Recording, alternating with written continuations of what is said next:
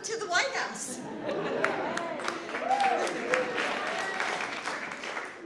Whether you are with us in person or joining us from your own home, we are so grateful to share the traditions of this special holiday with all of you. Hanukkah usually comes in the final weeks of the year, when the light of the day is cut short by long nights, surrounded by the cold shadow of winter. We remember another time of darkness, a battle against hatred, a temple defiled, and a flame that burned for 8 impossible nights. The story of the Maccabees is as timeless today as it was 2,000 years ago. A story of finding the courage to stand up for what's right, even when the odds are against us. A faith that finds the foundations of our future in the wreckage of our past. And of a hope that spreads from the heart like the flame of a shamash. Tonight, on this 4th night of Hanukkah, we see the miracle of life, both on our candles and in our communities. The nurses who work through the night to keep us healthy. The educators who helped carry our students through one of the hardest times in memory. The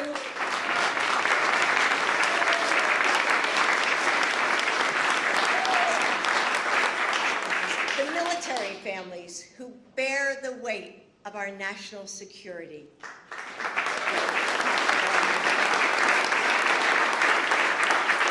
The friends who help us in our time of need.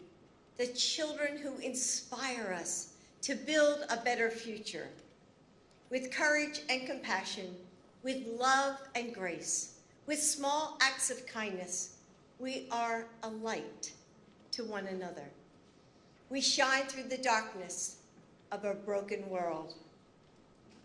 And now, it is my honor to introduce someone who is a light in so many lives. He's a loving father and husband, educator and friend. Please welcome the 2nd gentleman of the United States, Doug Kamala.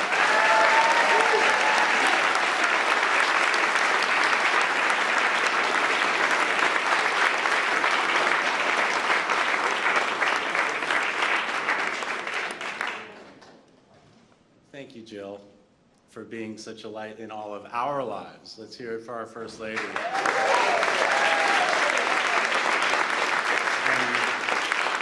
And this light is exemplified by the beauty, the beautiful decorations we see all around us here in the White House. You did such an amazing job. Thank you. You know, a few weeks ago, I visited my childhood home in Old Bridge, New Jersey. And what an experience. So I actually got to peer into the house, and I saw the windowsill where our family menorah sat. I went back to my temple where I was bar mitzvahed, unannounced, and that was in a brown 3-piece velour suit, mind you. And then to think that today, I'm here before you as the first Jewish spouse of an American president or vice president celebrating Hanukkah in the People's House.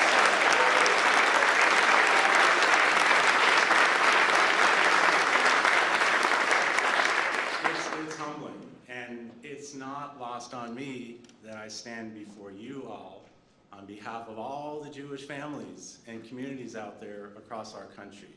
I understand that, and I really appreciate it. And as our great president has said, our history, our values as Jews are an essential part of who we are as Americans. Jewish values are American values, and I believe this deeply.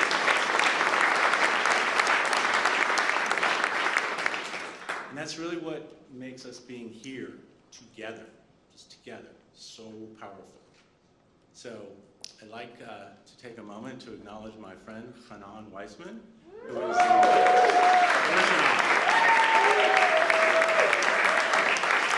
Hanan is the White House liaison to the Jewish community, who's not only helped plan this beautiful event, but has helped me so much to be able to communicate the things I want to communicate to our community and the country and the world. And this week, Hanan and his wife, Alana, welcomed their new baby, Rosie, to the world.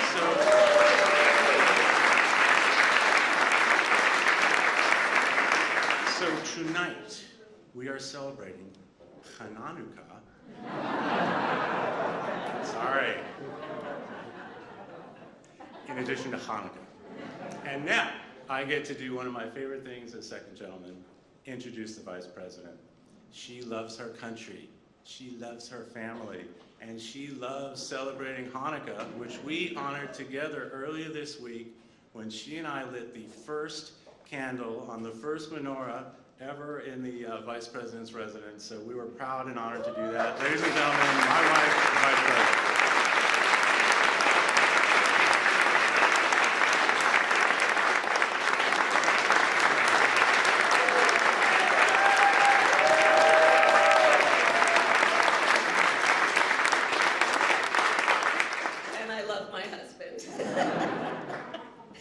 Happy Hanukkah, everyone. Happy Hanukkah. To our great, phenomenal President, Joe Biden, to our phenomenal First Lady, Jill Biden, thank you for welcoming all of us and for what you do every day, Majority Leader Chuck Schumer, thank you for your leadership.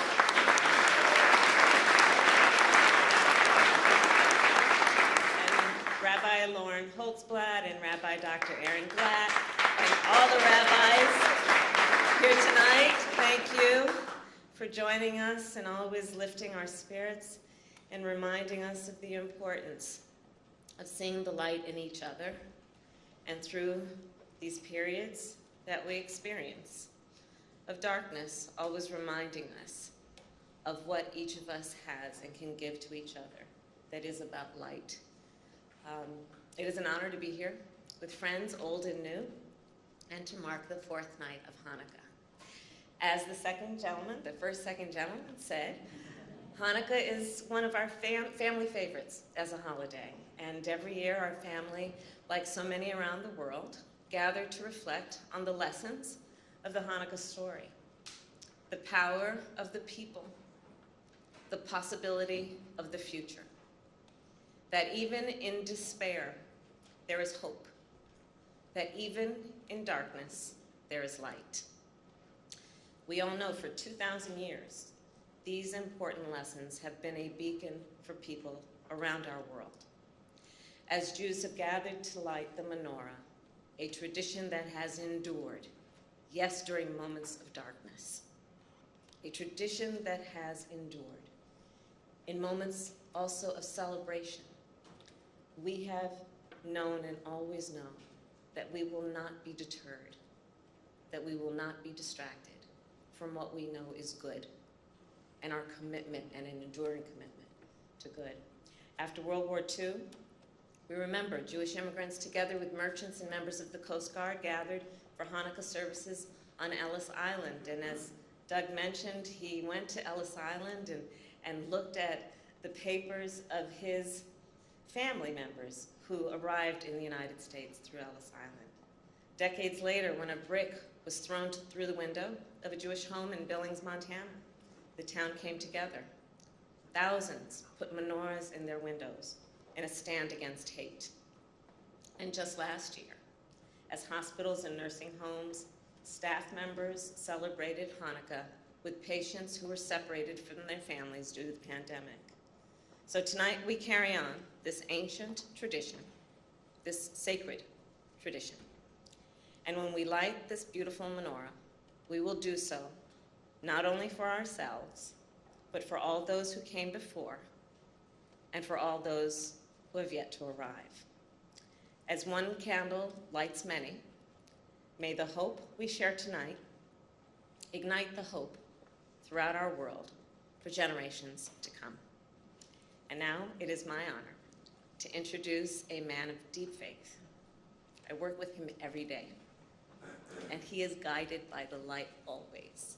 A leader who deeply understands the Jewish faith and stands with the Jewish people of our nation and our world. Our President, Joe Biden.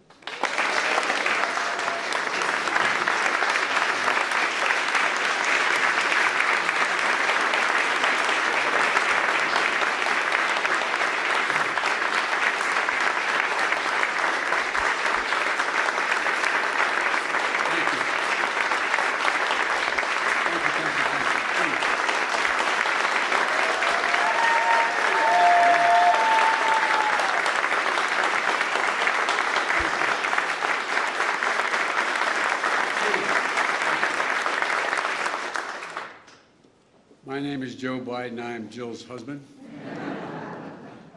as I'm known here in Washington and many other places. Happy Hanukkah, everyone. You know, first I want to thank Doug and Kamala. And this is a White House tradition, but the first time in history, it is a family tradition.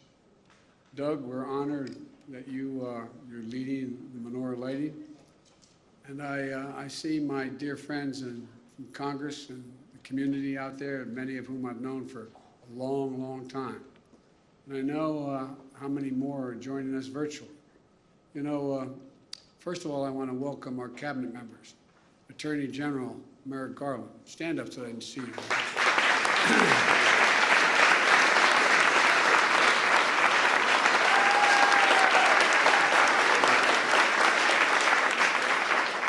He is practicing the Jewish tradition of restoring justice to the Justice Department.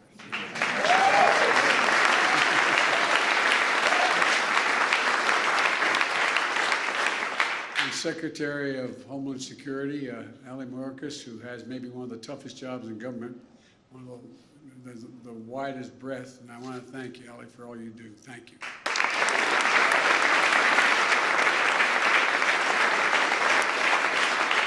One of the brightest scientists and docs I know, head of OSTP, Director Eric Lander. Eric?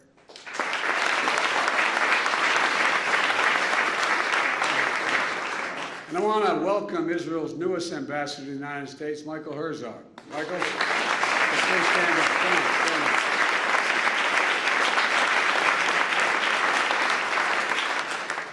Ambassador, I look forward to working with you to reaffirm the long-standing ties between the United States and the State of Israel. I was saying to a couple of younger members of my staff before I came over about the many times I've been to Israel, I said, and then all of a sudden I realized, God, you're getting old, Biden. I have known every prime minister well since Golda Meir, including Golda Meir. And in the Six-Day War, I had an opportunity to, she invited me to come over because I was going to be the liaison between she and the Egyptians about the Suez and so on and so forth. And I sat in front of her desk, Chuck, and she had a guy, her staff member, to my right. His name was Rabin. And she kept flipping those maps up and down. She had that bivy of maps and and it was so depressing when she was about what happened. She'd give me every detail. All of a sudden, she looked at me and she said, Mr. Ambassador, would you like a photograph? And I thought, okay. We got up, we walked out, the three of us are standing in that rectangular area outside the office. And the photographers are taking pictures in the press. And Chuck, without turning her head, she looked straight ahead, but talking to me, she said, why do you look so sad? And I said, and I almost turned, and I said, well, Madam Prime Minister, I said, you've painted such a dismal picture. She said, oh, no. She said, don't worry. She said, we have a secret weapon in our battle in this area. And I almost turned again. I said, what's that? She said, we have no place else to go. Ladies and gentlemen, you know, as Doug leads our candle lighting, he'll be joined by Leader Schumer, a good friend of mine. Chuck, we're so sorry about your dad. Abe was passed away. And Chuck, you said in the eulogy to your dad, if you don't mind my saying this, you said he never quit, he never cut corners, he led by example, he knew we had responsibility to others beyond ourselves, and he lived with the conviction that doing the right thing, even when others don't, will lead to success. Chuck, he described you.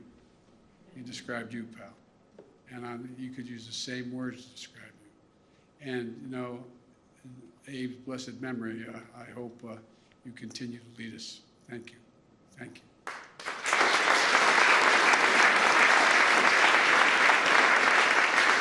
We also have a dear friend of mine for more than 3 decades, someone many of you know as a devoted leader, community leader, Susie Stern. Susie, thank you for all you've done. She's joined by Aaron Glatt, an infectious disease doctor and a rabbi. And Rabbi Dr. Glatt has been a champion of encouraging his congregants in his community to get vaccinated. And I also love Rabbi Dr. Glatt's description of Hanukkah. He said, and I quote, "A Jewish holiday is Hanukkah. The Jewish holiday of Hanukkah is Thanksgiving on steroids."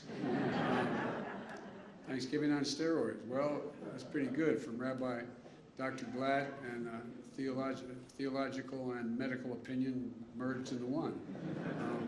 Look, more seriously, Rabbi has described America as the great nation of kindness. And that's what we must always be, a great nation of kindness. That's not hyperbole, that's a fact. You know, we're the most unique nation in the world. We're the only nation that's not based on ethnicity or religion, right? We're based on an idea, an idea. We hold these truths to be self-evident, that all men and women are created equal. It's an idea. And so that's why, and our basis of our strength is not the example of our power, but the power of our example. And each successive generation, the Hanukkah story provides a powerful lesson. It nourishes the wellspring of hope. In darkness, there's light. In cynicism, there's hope and optimism and an unyielding belief that miracles are possible. When I was recently, as Chuck knows, when I was recently talking with Xi Jinping, he reminded me, he said, I know, as you said, when I asked you to define America, you said I can do it in one word, possibilities. Possibilities. That's who we are, a nation of possibilities. And one such miracle brings us to a menorah we're lighting tonight. The artist who designed it, as Manfred Anson, was one of 20 boys selected by the Jewish Welfare Society to flee Germany from Austria in the beginning of World War II. A miracle, but one shadowed by darkness as his younger brother didn't make it out, killed in the concentration camp. Pain, the pain is easy in the pain, it's easy to lose hope and harden what's left of a broken heart and a broken soul. But not Anson. He joined the Australian Army and fought against the fascists. After the war, his sister, who survived the concentration camps, wrote a letter addressed simply to Manfred Anson, Australia. That was all it said. And it was a miracle. The letter found him. It found him. They reunited. Their parents had survived the war, but had not lived long enough to see their surviving son. Manfred and his sister came to the United States, and in gratitude as an adopted homeland, he began collecting thousands of souvenirs of little statues of liberty, of the U.S. Capitol, and the Liberty Bell, which is what he used to design this menorah we're going to pay tribute to. 2 centuries of 2 cultures. This menorah is on loan from the National Museum of American Jewish History in Philadelphia, just across from the Liberty Bell itself. And one of the honors of my career was helping dedicate the museum in 2010, where I had a tough job following Jerry Seinfeld and Bette Midler were the other 2 speakers. Thank God they didn't ask me to sing. But I was honored to join my dear friend and museum founder, Ronnie Rubin, who passed away this year after dedicating that essential institution. Anson passed away in 2012, and this is the second of his menorahs to be in the White House. As we honor his work, we also honor the abiding lesson of his life, that we must be grateful for our freedoms, and we must defend those freedoms. That is my dear friend and colleague who worked for me for a long time, my staff, before he became a prominent figure in the Congress himself. Tom Lantos often reminded us, in the words born out of his personal experience escaping from Hungary, and that over 2,000 years of wisdom. And this is what he said. He said, the veneer of civilization is paper thin. We are its guardians, and we can never rest. Well, it's paper thin, and we are its guardians. All it takes is an opening, a sliver, a crack, the briefest nod of acceptance or legitimacy for ancient evils that have long plagued our society to come rushing in. And you all know it. We just saw an incident so so horribly anti-Semitic, flyers being left at people's homes in Los Angeles. We have to stand against the resurgence of this tide of anti-Semitism and other forms of intolerance and hate here at home and around the world. In that effort, there is nobody more qualified than Professor Deborah Lipset to our special envoy.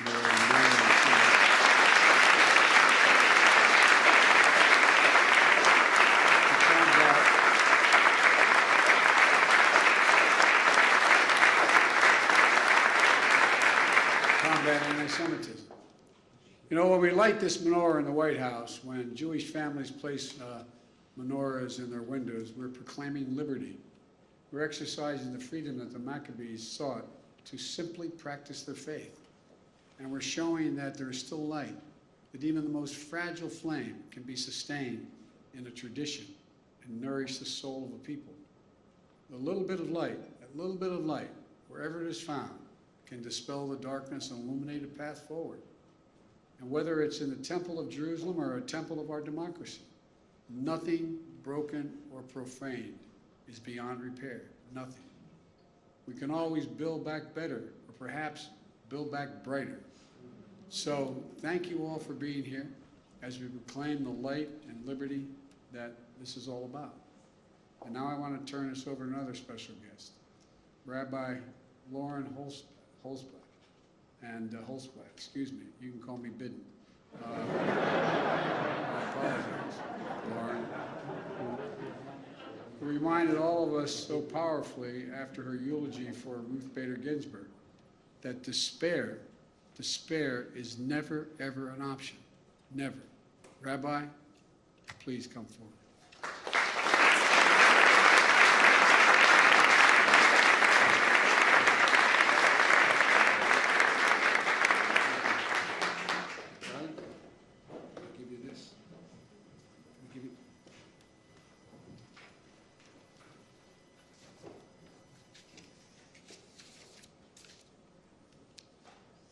Thank you, Mr. President, First Lady Dr. Biden, Vice President Harris, and Second Gentleman Emhoff, Leader Schumer. And let me just say, Second Gentleman, it is so wonderful to see you again. Rabbi Alexander and I and all of Addis Israel is so excited that you have been to our synagogue and attending services, and it is our gift to have you in our presence.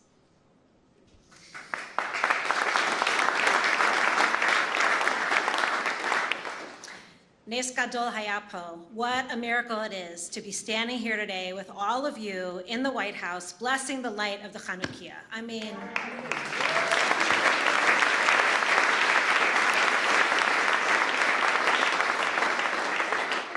these past 24 months have been harrowing. Rabbis like myself carried shovels in our trunks because that was the amount of funerals we were doing weekly. We felt this pandemic more than I can express. We have all experienced enormous loss throughout this pandemic, and of course, it is not over. But Hanukkah reminds us that light can grow even amidst the darkest times. And we have been blessed by awesome light. Vaccines, science, leadership built on love,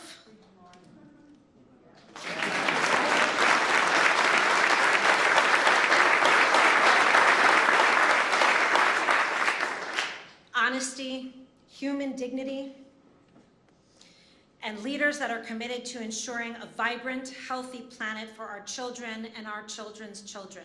We have to say amen to that. 2,000 years ago, the great sage Hillel taught us the way to light the Hanukkah. He won over Shammai. We start with one candle, and we increase the light each night, adding one more candle, a little more light, night after night, until the 8th night when we have built a mesmerizing glow in the dark. Our charge is not to keep the light only for ourselves, and we know that. We don't keep it trapped, we don't keep it privatized, we don't save it for the few. We are told, rather, that we should place the Hanukkah in our windows or even outside of our doors. for the sake of Pirsume Nisa, so that we may publicize this miracle and share its light. Let us grow, share, and be inspired by these lights together, and let us build back better. Amen.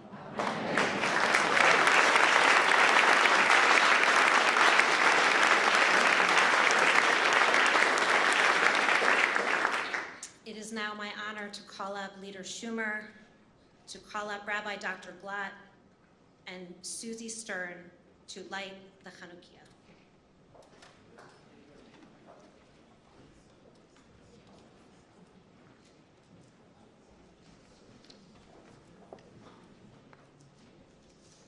We will first light the shamash, and then we will say the blessings. Please say them together with me.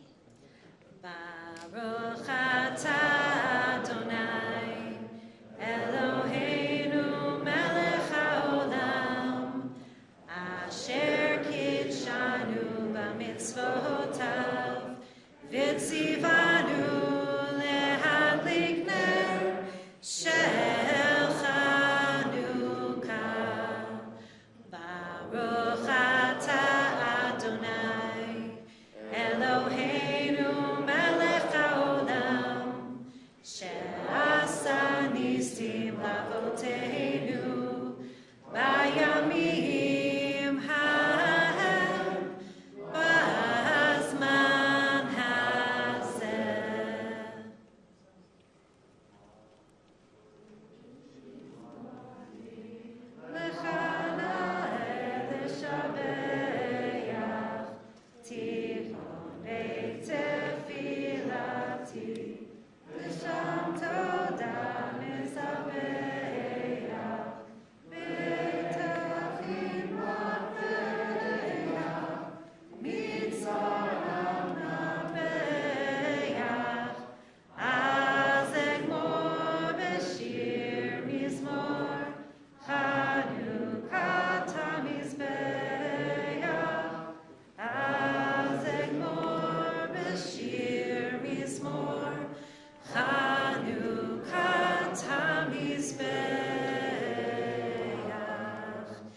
Happy Hanukkah, Chagurim Sameach. Thank you all so much for being here, and thank you to our incredible hosts.